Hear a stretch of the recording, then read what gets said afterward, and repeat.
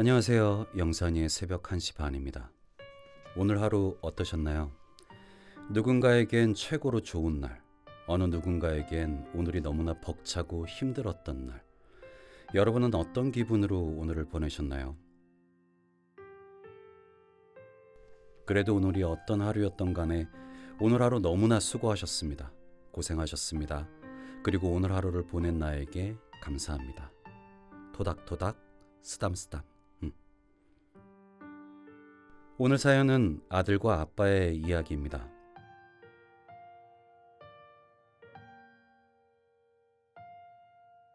안녕하세요. 저는 서울에 사는 40대 후반의 권혁종이라고 합니다. 매년 6월 5일이 되면 그리워지고 생각나는 사람이 있습니다. 우리 아빠. 1999년 6월 5일 하늘나라로 돌아가셨거든요. 암으로 많이 고생하셨어요. 지금 돌이켜 생각해보면 우리 아빠는 고집불통에 잘 삐지고 참 외로운 사람이었어요. 사진 찍는 걸 굉장히 좋아하셨는지 저희 어릴 때 사진이 굉장히 많이 있어요. 누나랑 나를 데리고 여기저기서 사진을 참 많이 찍었더라고요. 젊었을 때 아빠는 170 조금 넘는 키에 호리호리한 몸매에 뚜렷한 이목구비를 가진 잘생긴 얼굴의 남자였어요. 매일매일이 좋을 수는 없으나 그래도 제가 아직 어렸을 때는 멋진 아빠, 좋은 아빠였어요. 근데 어느 순간이었는지 모르겠지만 웃음보다는 짜증이, 가족에게 소리 지르고 물건을 던지고, 자세한 건 기억이 나지 않지만 어느 순간 엄마, 나, 누나 사이에 아빠는 조금씩 저희와 멀어져 가고 혼자셨어요. 우리 아빠는 책임감이 정말 강하셨어요. 근데 그 책임감이 아빠를 더 외롭고 힘들게 하지 않았나.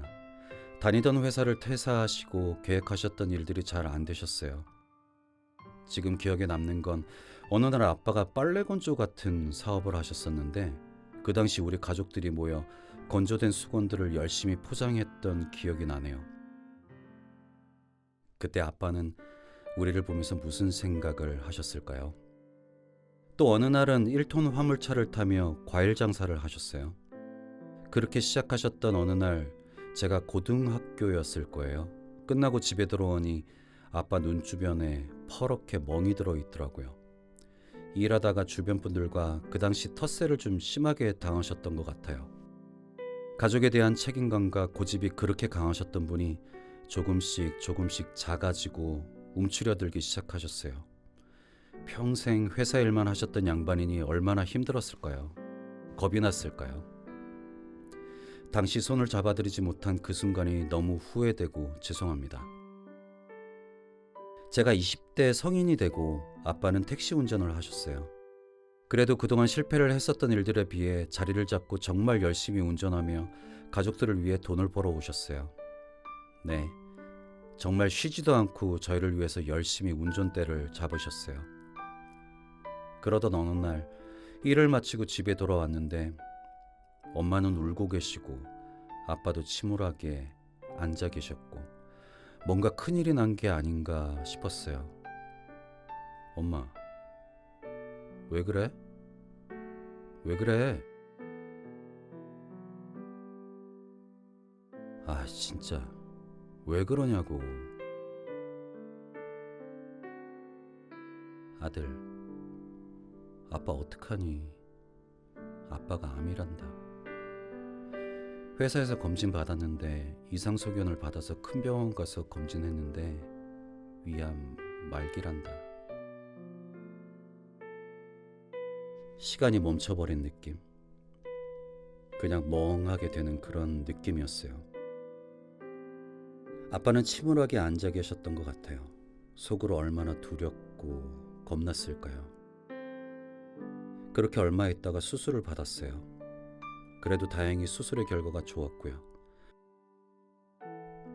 많이 힘들어 하셨지만 아빠도 안도하는 것 같았죠. 그런데 오랜 시간 엄마와 나, 누나, 그리고 아빠 서로가 서로에게 멀어지기 시작했고 아빠는 아빠대로 환자인데도 불구하고 자신을 컨트롤 못하며 스스로를 힘들게 만들었어요.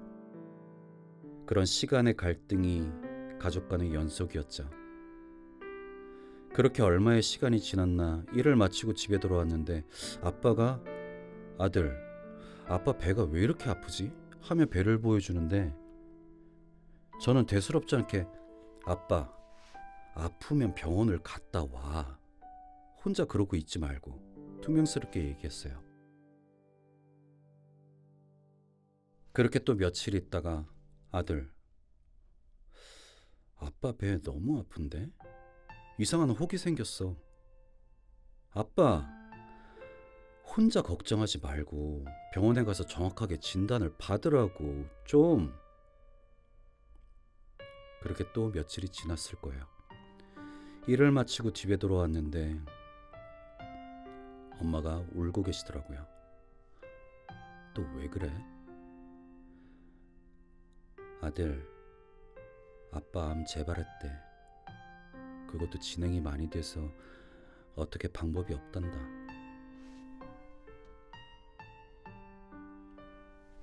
병원에서 4개월 판정 받으셨던 것 같아요. 아빠는 무슨 생각을 하고 계셨을까요?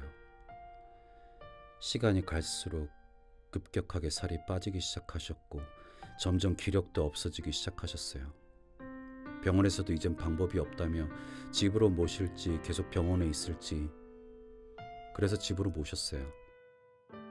저희 가족은 매일 밤 아빠의 손을 잡고 둘러앉아 묵주기도를 엄마를 중심으로 열심히 했어요. 하루도 거르지 않았어요. 어느 날인가부터 먹는 것들을 다 올리기 시작하셨고 아빠는 더 이상 혼자서는 움직이기 힘든 상태가 되었어요. 병원에 모시기 위해 아빠를 등에 업었을 때 저는 뒤에 아무것도 없는 줄 알았어요. 아빠의 무게가 하나도 느껴지지 않았습니다. 이제 그런 당신이 아빠는 제 등에서 얼마나 힘드셨을까요? 네, 얼마나 두려웠을까요? 1999년 6월 출근 준비를 하고 있던 저에게 아빠가 아들, 오늘 아빠가 회덮밥이 먹고 싶어. 올 때 사와. 알았어요. 다녀올게요. 쉬고 계세요. 집을 나와 계단에 앉아 혼자 펑펑 울었던 생각이 납니다. 퇴근을 하고 자주 가는 횟집에 들러 아빠 거는 양념을 다 빼고 포장해 갔죠. 아빠, 저 왔어요.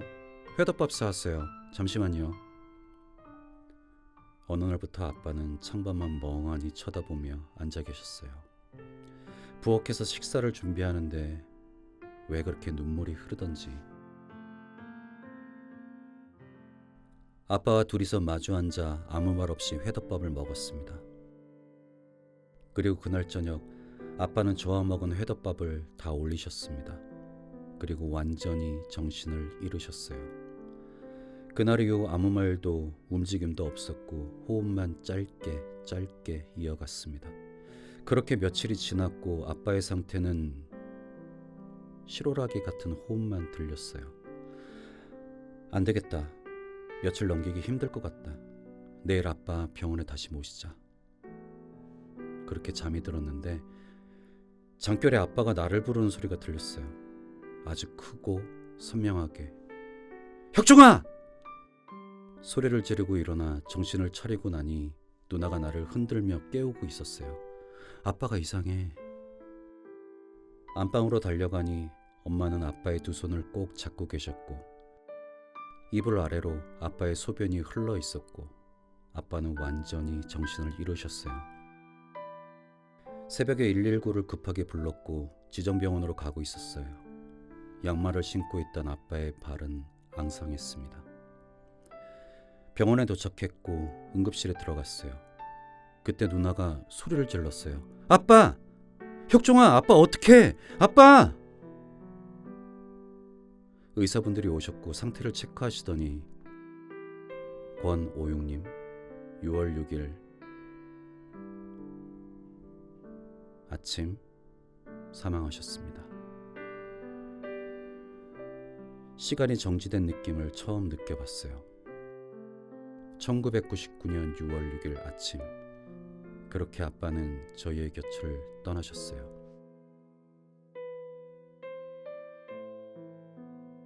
그날 아빠와 먹었던 회덮밥이 아빠의 마지막 식사였습니다.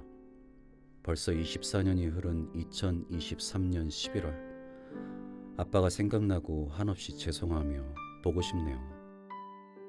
어떤 분들이 그러더라고요. 사람이 죽으면 원래 있던 곳으로 돌아가는 거라고. 그곳에서 편안하신지. 앞으로 오랜 시간 흘러 아빠를 다시 만났을 때는 서로 토닥토닥 쓰담쓰담 하고 싶네요. 네, 이상 지영산의 이야기였습니다. 오늘 여러분의 아빠, 아버지가 섭섭하게 했거나 속상하게 했어도 아빠 감사합니다. 아빠 고마워요. 아빠 힘내세요. 우리가 있잖아요. 한번 안아드리세요. 좋아하실 거예요. 여러분의 사연 기다리고 있을게요. 보내주세요. 잘 읽어드릴게요. 영산이의 새벽 1시 반이었습니다. 잘 자요.